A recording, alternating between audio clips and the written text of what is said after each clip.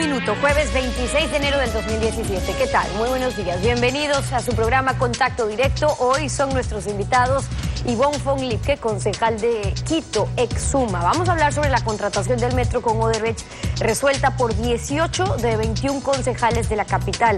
Las razones de esta decisión institucional al margen de la investigación judicial sobre los sobornos de Odebrecht en el Ecuador. También nos acompañará Verónica Zarauz, esposa del activista político Fernando Villavicencio. Ante la orden judicial del embargo a sus bienes, ha debido reunir $44.300 para cubrir parte de la indemnización a Rafael Correa, mientras su esposo está con orden de prisión preventiva por un nuevo proceso en su contra.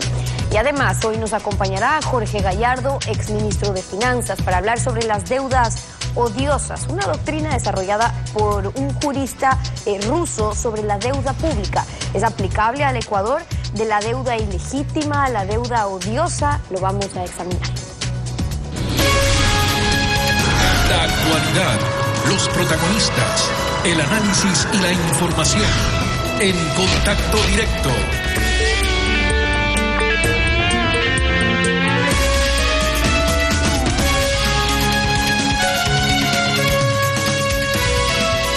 ¿Qué tal, Alfredo? Buenos días, ¿cómo te va? Muy bien, Steffi, buenos días a todos. Ayer, Steffi indicó que en el espacio de entrevistas a cónyuges de candidatos presidenciales se habían excusado la esposa de Iván Espinel por razones de salud y la esposa de Lenín Moreno, quien agradeció la invitación y ha pedido destacar que en la carta de excusa sugirió entrevistar a Liliana Sanabria, a quien textualmente señaló como una madre como yo, una esposa como yo y una emprendedora como yo, porque durante más de 40 años decidimos junto a Lenín dar voz y rostro a los ciudadanos ecuatorianos que han pasado por mucho tiempo en la sombra de la desidia. Por parte de Contacto Directo, resalto que ese ciclo de entrevistas fue dedicado a visibilizar a personas que permanecen invisibles por mucho tiempo ante la ciudadanía, a pesar de ser personajes de gran influencia en la vida nacional. Dicho esto, pasamos al tema del Metro de Quito. El asunto de los sobornos de Odebrecht se está tratando y será resuelto por los operadores de justicia. Hoy, con la concejal Ivonne von Lipke, trataremos acerca de la conveniencia de esa contratación. Buenos días, bienvenida a Contacto Directo. Buenos días, doctor Pinargote. En sesión extraordinaria de agosto 31 de 2015, el Consejo Metropolitano de Quito resolvió autorizar al alcalde para que negocie en las mejores condiciones posibles, obtenga las autorizaciones de los órganos competentes y suscriba los contratos de crédito requeridos para cubrir la brecha financiera para la ejecución del proyecto Primera Línea del Metro de Quito por un monto de hasta $440 millones. De 21 concejales presentes, votaron a favor 18, de Alianza País, Suma y Vive, y 3 en contra, Eduardo del Pozo de Creo y de Suma, Sergio Garnica e Ivonne von Lipke. ¿Por qué votó en contra siendo usted concejal de Suma? Bueno, yo desde hace 2 años he venido manifestando el descontento que tengo, no en contra de la construcción del metro, sino en contra de la manera que se está haciendo la contratación.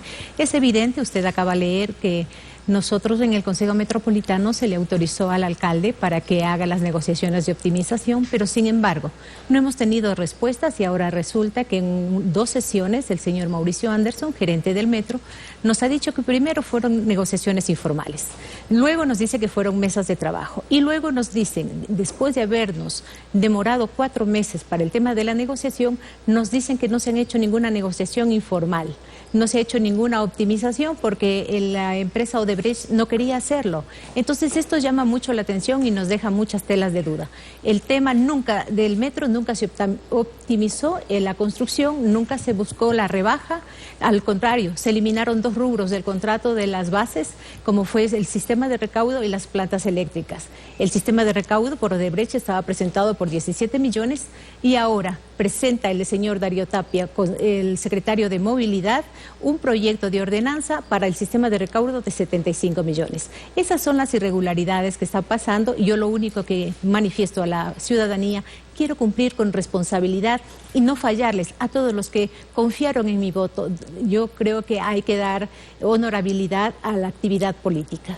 Para tomar la decisión se consideró el informe especial de Contraloría sobre el proceso de licitación que se había ejecutado y el informe de la Comisión de Presupuesto y Finanzas del Consejo para cubrir la brecha financiera. ¿Por qué usted consideró que esos informes no eran suficientes para autorizar la contratación con el consorcio Acciona Odebrecht? A ver, el informe que nos entregó Contraloría, que lo pedimos nosotros, únicamente se ha leído la parte conveniente. En la parte jurídica, en la parte legal, está correctamente hecho el contrato con Odebrecht. Eso no estamos nosotros cuestionando, sino lo que nosotros cuestionamos es la parte técnica.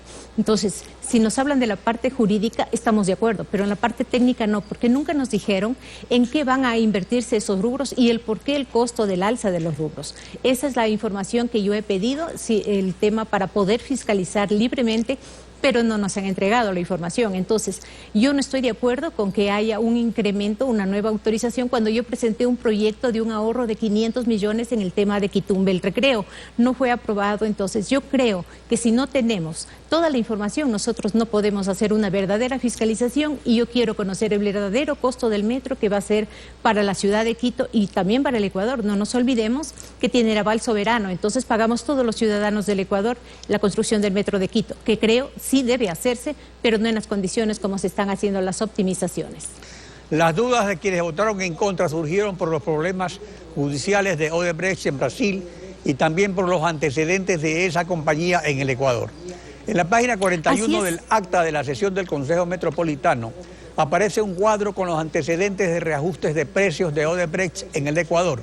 Están Banduriaco con 83% de incremento, la Ruta Viva con 45%, la Presa La Esperanza con 54% y la Central Hidroeléctrica San Francisco con 5 reajustes injustificados.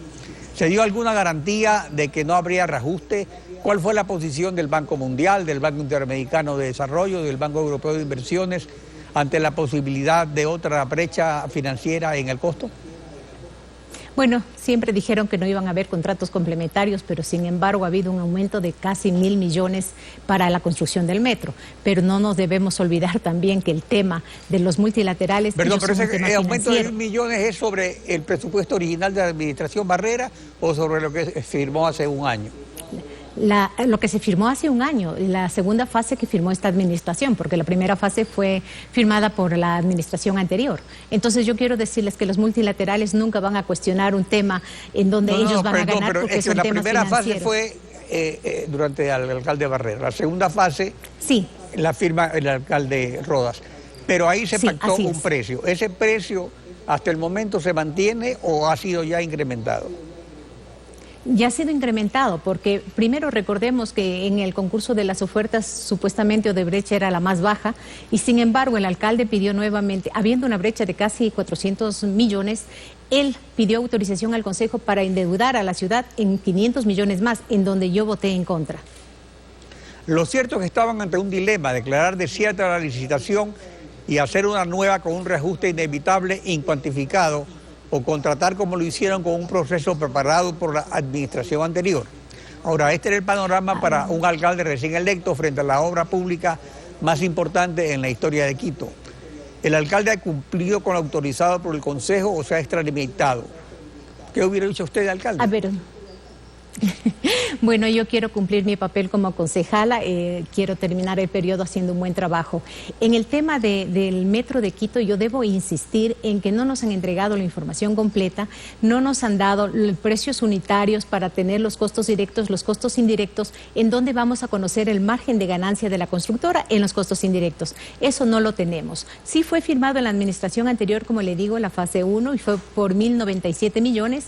Cuando se presentaron las ofertas, la más baja fue 1.580 millones más o menos y luego se pidió un reajuste. Además, el señor Alonso, el gerente de GMQ, luego hace un nuevo diseño, un nuevo trazado para el metro de Quito y cobra 4 millones más. el sistema de recaudo que le digo, las pantallas y también los vagones. Entonces, esto va a seguir subiendo y es más o menos un costo de 2.400 millones ahora para la construcción del metro. Pero, sin embargo, no nos da la información concreta.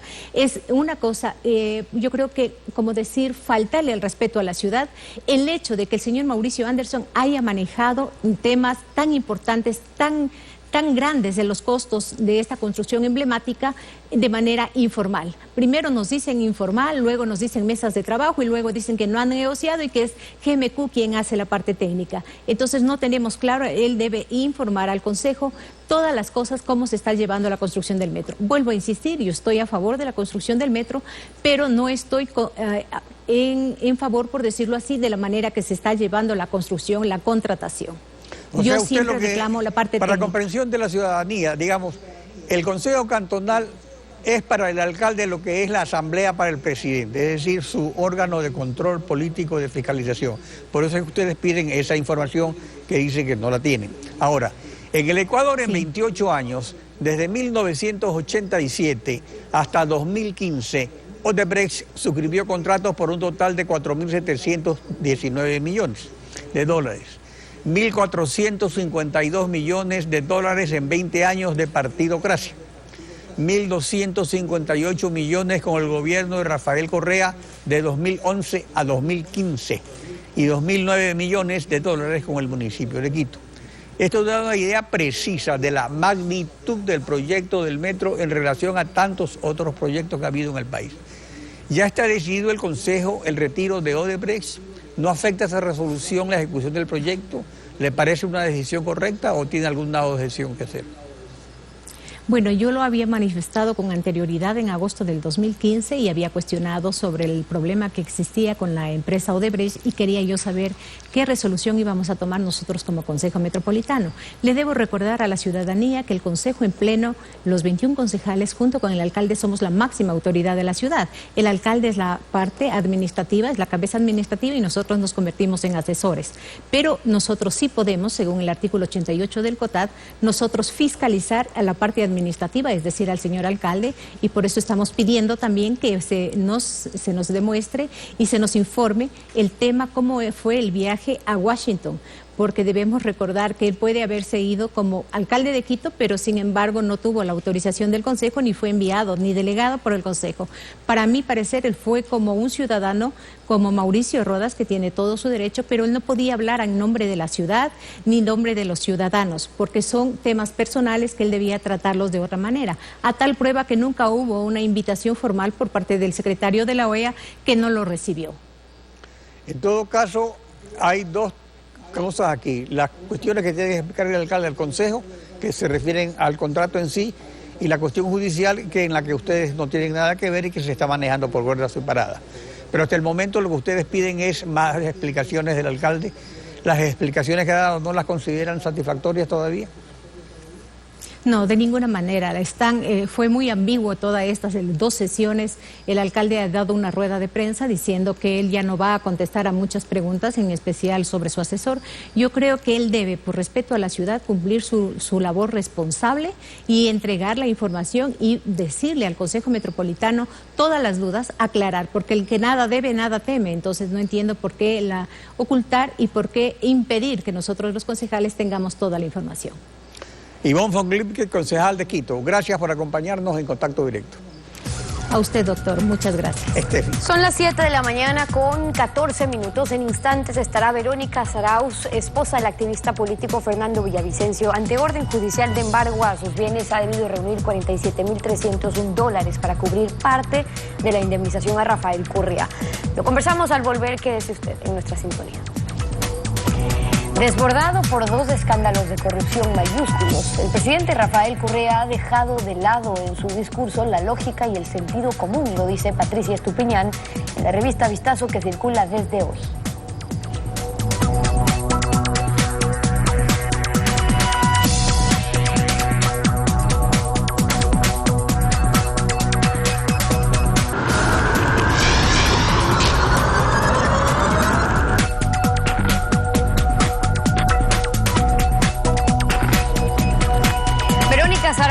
esposa de Fernando Villavicencio. Buenos días y bienvenida a Contacto Directo. ¿Cómo está, Stephanie? Buenos días. Buenos días. Usted acaba de pagar $44.301, es el valor exacto, como parte de una indemnización al presidente Rafael Correa luego de un fallo de la Corte Nacional de Justicia. ¿Ese pago es solo parte de la indemnización? No, Stephanie. El día de ayer yo estuve en el banco pagando $44.301 con 60 centavos, que ya se había hecho un depósito antes de $3.000. Esto es para saciar la sed de venganza que tiene el presidente Correa contra mi esposo. Acuérdese que él fue sentenciado a pagar esta plata. Nosotros nunca reconocimos esta deuda, nosotros no estábamos dispuestos a pagar, pero yo me veo obligada como madre de familia, como esposa y como mujer a pagar esto, porque nosotros ya tenemos una orden de embargo que pesa sobre nuestros bienes, está lista para que sea ejecutoriada en cualquier momento. Para evitar esto, que mis hijos se queden sin los pocos bienes que nosotros poseemos, es lo que hemos decidido pagar esta plata. Entonces, usted hace el pago, pero rechazan el fallo. ¿Van a tomar medidas al respecto? Así es, nosotros después tomaremos las medidas necesarias que la Constitución nos permite para que esta inconstitucionalidad que se hizo con mi esposo sea revelada de nuevo, porque no es justo que mi esposo tenga que pagar algo. Imagínese, Stephanie, que si mi esposo no existiera, este es el certificado de depósito del que yo hice ayer, la orden de pago. Okay, lo si no estamos existiera mi esposo, en este país no se hubiera enterado del tema de la corrupción en Petroecuador, ni siquiera se hubieran, el señor Bravo y el señor Capaya estuviera el uno de gerente de Petroecuador y el otro de ministro, serían pro hombres de este gobierno y seguramente sería uno de los dos candidatos a asambleísta por el partido de gobierno. Ahora, es importante distinguir que hay varios procesos en contra de su esposo. Para recordar, su esposo, al igual que Clever Jiménez y Carlos Figueroa, fueron sentenciados por el delito de injurias en un caso contra el presidente Correa. Y en ese entonces se fijó una indemnización por $140.000 y también las disculpas públicas. Lo que alegó la defensa del presidente es que desde ese entonces no se cumplió con ello, que hubo desacato y por eso esas medidas. Acuérdese, en Ecuatorianos, que mi esposo goza de medidas cautelares otorgadas por la CIDH. La justicia correísta no quiere reconocerlas, pero nosotros tenemos medidas cautelares, por eso es que nos hemos rehusado a aceptar esta sentencia.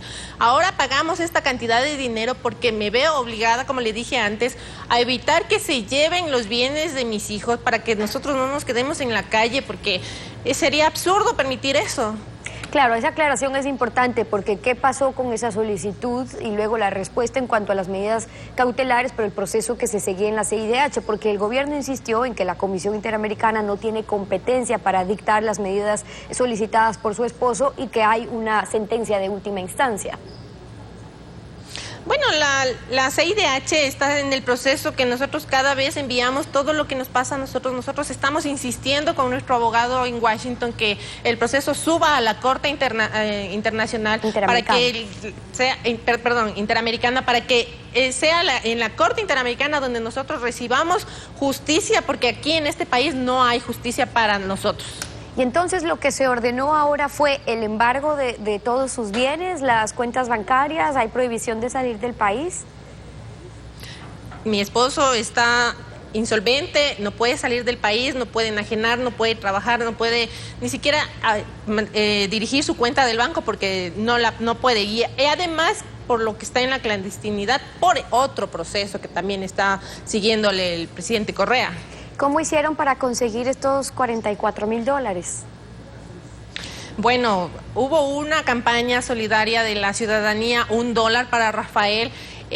Dentro de esta campaña nosotros logramos recaudar $10.000 más o menos, y el resto ha sido préstamos que nos han hecho nuestros amigos, familiares. Es decir, yo quedo endeudada en un montón de años porque yo no sé cómo vamos a poder pagar $30.000 que no los tenemos. Stephanie y ecuatorianos, $47.000 recibe un funcionario público después de haber trabajado 30 años en el Estado.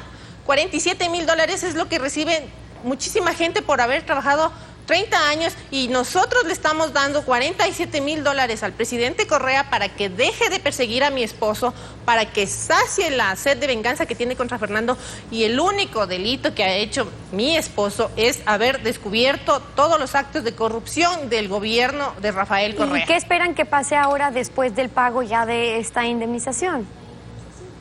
Bueno, con este pago se saneará el tema de la sentencia anterior, es decir, le devolverán sus derechos políticos, civiles, incluso le quitarán la prohibición de salida que tiene. Pero recordemos que Fernando está enfrentando otro proceso por el tema del hackeo, que ese fue el allanamiento que hubo en mi casa en diciembre del 2013.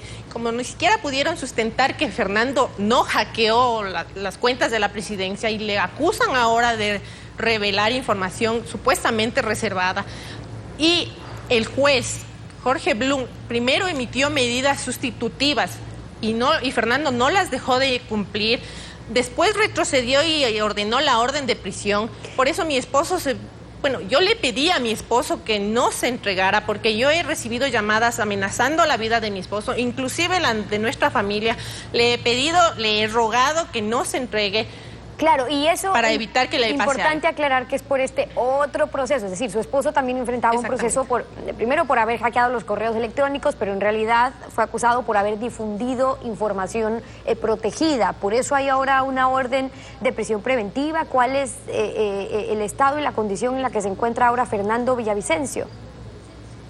Bueno, Fernando está perseguido nuevamente por la justicia correísta. Nosotros estamos nuevamente teniendo que enfrentar, no sé qué tiempo vaya a tomar esto, porque me han dicho los abogados que si Fernando no está en la cárcel, el juicio no puede empezar. Es decir, que la prisión preventiva quedará en el limbo y mi esposo tendrá que estar clandestino, o al menos hasta que terminen las elecciones, porque entiendo que el objetivo del gobierno es silenciar a mi esposo para que no pueda seguir destapando toda la corrupción que hay en el gobierno, porque yo sé que mi esposo tiene gravísimas pruebas de corrupción de este gobierno. ¿Y por qué ustedes consideran que esta resulta ser una represalia directa por todas esas denuncias que ha hecho Fernando Villavicencio por casos de corrupción, por cierto, algunos de ellos que se llegaron a comprobar ya en Petroecuador?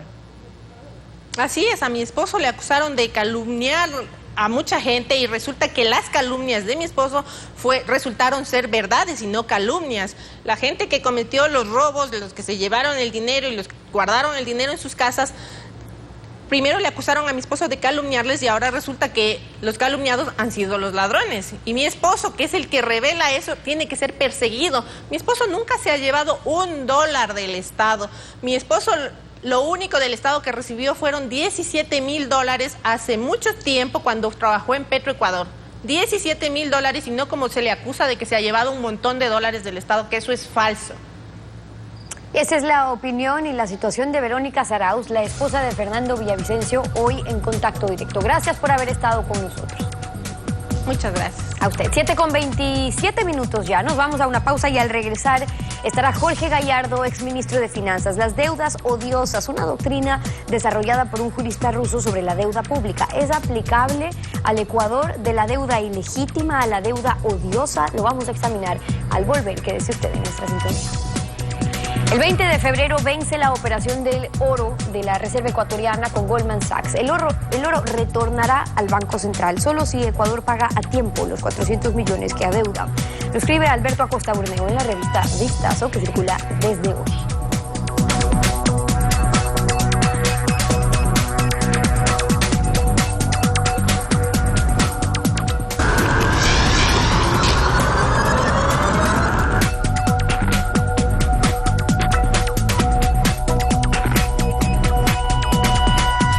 En 1927, el jurista ruso Alexander Dubček, profesor de Derecho en el Instituto de Estudios Políticos de París, publicó el Tratado de los Efectos de las Transformaciones de los Estados sobre sus deudas y elaboró la doctrina de las deudas odiosas en base a precisos requisitos técnicos.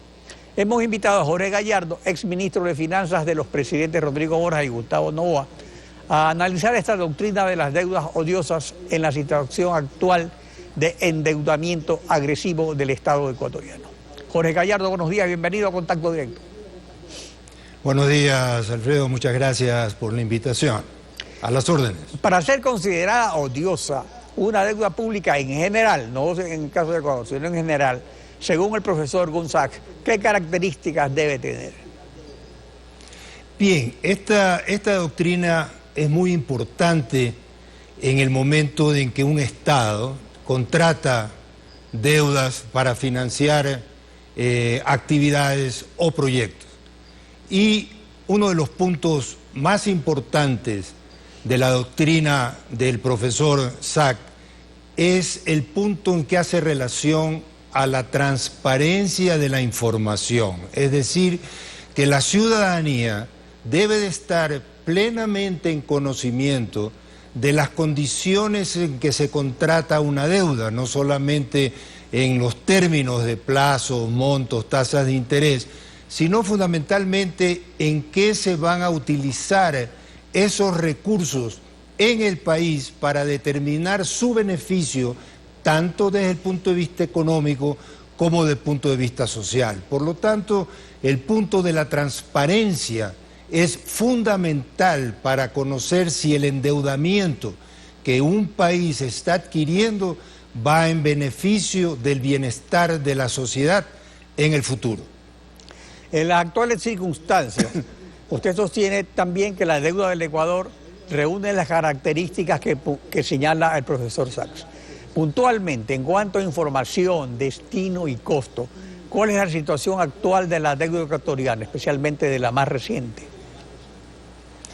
Mira, aquí hay un problema con respecto a la información.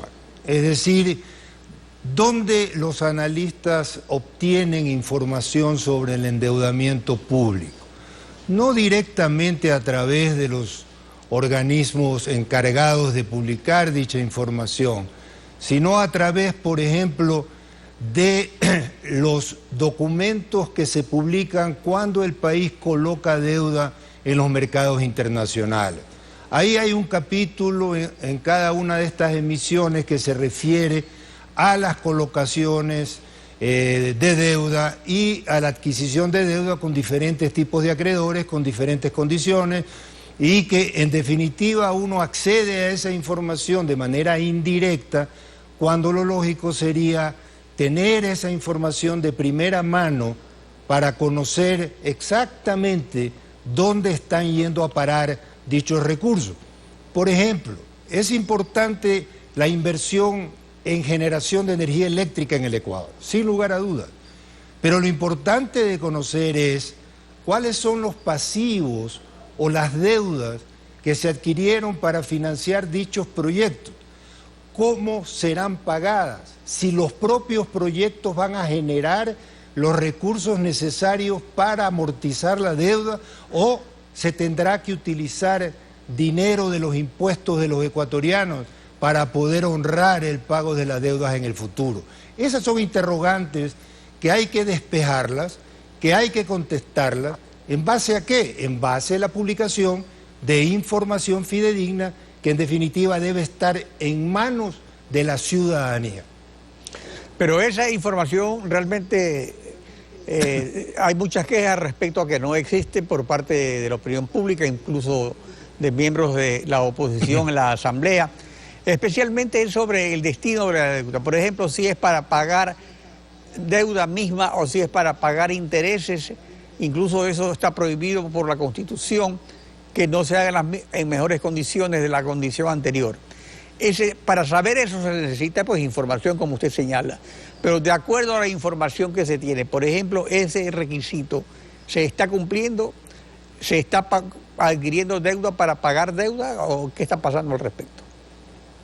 Bien, basta entrar a la información del Banco Central o del Ministerio de Finanzas para observar que ya hace 4 años atrás, seguidos, los ingresos del presupuesto general del Estado han sido insuficientes para pagar los intereses de la deuda.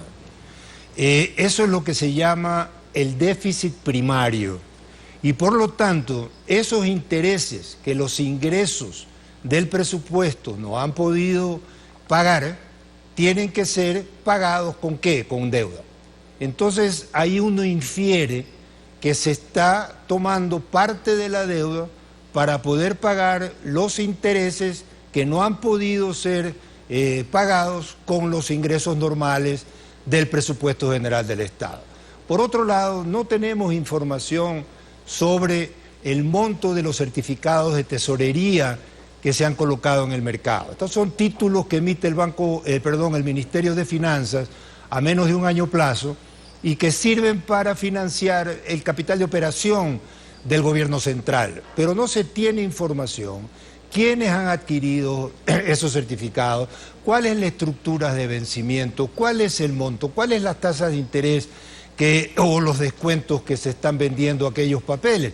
Y eso trae una serie de interrogantes que afectan directamente a la credibilidad del gobierno y que a su vez se refleja en lo que se denomina el riesgo país, que no es nada más que la incertidumbre que tienen los mercados de que un país pueda honrar sus obligaciones en el mediano y en el largo plazo.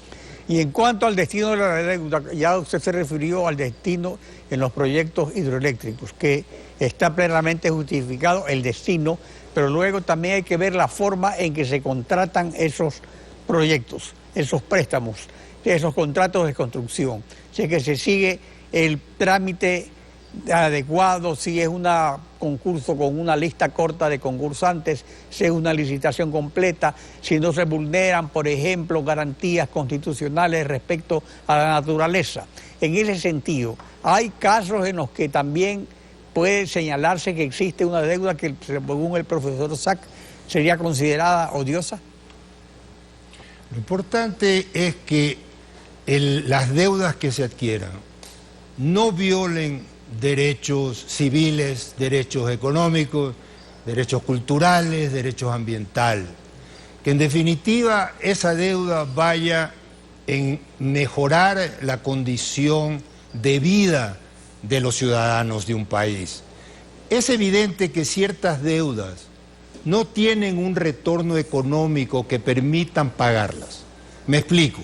Por ejemplo, si yo invierto en una red de hospitales o de escuelas, es evidente que esos proyectos no van a generar una rentabilidad económica, pero sí van a generar una rentabilidad social porque van a mejorar las condiciones de vida de los ciudadanos. En el caso de las deudas que financian proyectos económicos, lo lógico sería que los flujos que generan esos proyectos vayan a parar a un fondo de repago de la deuda y no que se carguen esas amortizaciones al presupuesto general del gobierno central para que las mismas sean pagadas en un futuro.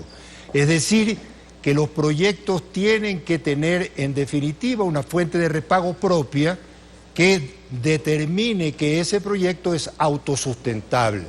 Además que las deudas no pueden servir para cubrir sobreprecios en ciertos contratos públicos que son públicos y notorios, que en definitiva los costos internacionales son mucho más bajos que los costos a los cuales se contrata. Entonces hay que tener cuidado en las contrataciones que se realizan y sobre todo, vuelvo a repetir, dar información a la ciudadanía sobre el endeudamiento de un país, porque todos los ecuatorianos debemos de conocerlo. Según el artículo 289 de la Constitución, el Estado debe promover las instancias para que el poder ciudadano vigile y audite el endeudamiento público. Esto no se ha hecho. Una auditoría integral del endeudamiento público debe realizarse como primer paso para reestructurar la deuda. Totalmente de acuerdo. Es decir, no se puede decir voy a formar una comisión de la deuda para que entre a reperfilar o a reestructurar los pasivos, sino que previamente tiene que hacerse una auditoría del endeudamiento para determinar dónde han sido asignados los recursos de las deudas que se han adquirido. Las últimas colocaciones de bonos, los bonos ascienden actualmente a 7.250 millones de dólares. Los ecuatorianos queremos saber básicamente donde han sido invertidos esos 7.250. Los préstamos con la China suman 8.140 millones. Queremos saber dónde están esos 8.140 millones en las inversiones que el Estado ha financiado. Y finalmente, con el caso de Brasil, tenemos como 250 millones de dólares que los ecuatorianos también queremos saber dónde están aquellos recursos invertidos en el Ecuador. Ahora, esa deuda con China por 8.143 millones de dólares y las emisiones de bonos por 7.250, ¿son las únicas que pueden ser reestructuradas?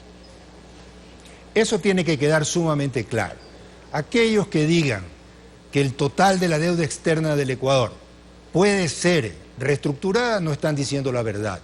La deuda con los organismos internacionales, que también asciende alrededor de 8.000 millones de dólares, esas deudas históricamente no son reestructurables y por lo tanto no hay cómo reperfilar aquellas deudas.